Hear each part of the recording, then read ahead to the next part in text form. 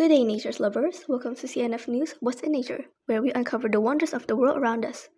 Today, we're buzzing with excitement. Literally. Have you ever wondered how bees make honey, or where do they get them? That's right. Bees use flowers to gather nectar, but also to make honey to store for later use. But the question is, how? Well, in this news today, we will be talking about the interaction between bees and flowers to help you understand it better. So prepare yourself to hear this exciting discovery, for those who hasn't known, of course. Bees, or its scientific name Anthophila, are winged insects that play a role as vital pollinators across the world, which is why scientists study them closely. They are responsible to pollinate 75% of food crops and 90% wild plants to ensure plant reproduction. They tend to feed exclusively on sugary nectar and protein-rich pollen from flowering plants, unlike the carnivorous wasps from which they evolved, which behave differently. They usually want to land quickly on blooming flowers to collect what they need.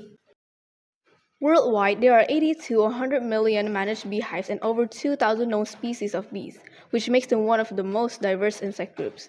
But wild bee populations are dropping because of habitat loss, pesticides, and climate change, making flowers even more important for supporting and protecting the ecosystems that rely on bee pollination and maintaining the balance of nature. Imagine you're a flower. You're stuck in place all day. You can't walk, you can swipe on your phone, but you can make nectar to attract pollinators. So, what exactly is nectar? Basically, nectar is a sweet liquid produced by flowers. Bees collect it as food and an energy source to get around, which is also used to build their homes that protect their colonies. While the bee is busy drinking that nectar, some of the flower's pollen sticks to its body, which later helps pollinate other flowers when the bee visits them next to search for more nectar while continuing its foraging journey. So, what is pollen? Pollen is a fine powdery substance made by the male part of a flower, or by male cones in some plants, which produce reproductive cells.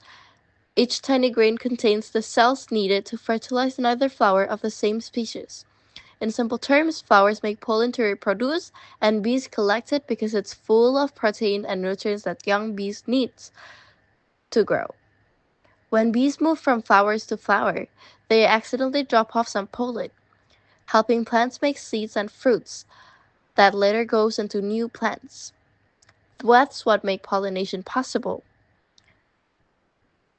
Basically, the difference is that nectar is a sweet liquid that gives bees energy, while pollen is a powdery substance full of protein and nutrients that feeds bees and help flowers in the process of reproducing, which is essential for plant survival and for keeping ecosystem functioning. Now, this is the team up part. Imagine you're a bee buzzing to a flower, and then its pollen sticks to your fuzzy body. You visit the next flower, which you then help to make seeds. The plant receives pollen, and you get its nectar. It's a win-win.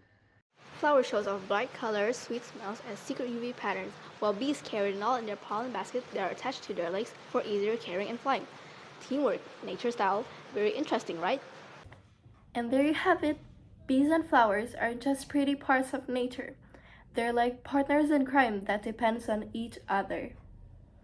When flowers get pollinated, they can grow seeds along with fruits, while bees get the nectar and pollen they need to survive and feed their babies. Without this teamwork, our food, ecosystems, and even the world's biodiversity would be in big trouble.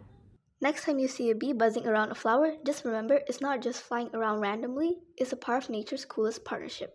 Teamwork really does make the dream work, even in the garden. Audio Jungle.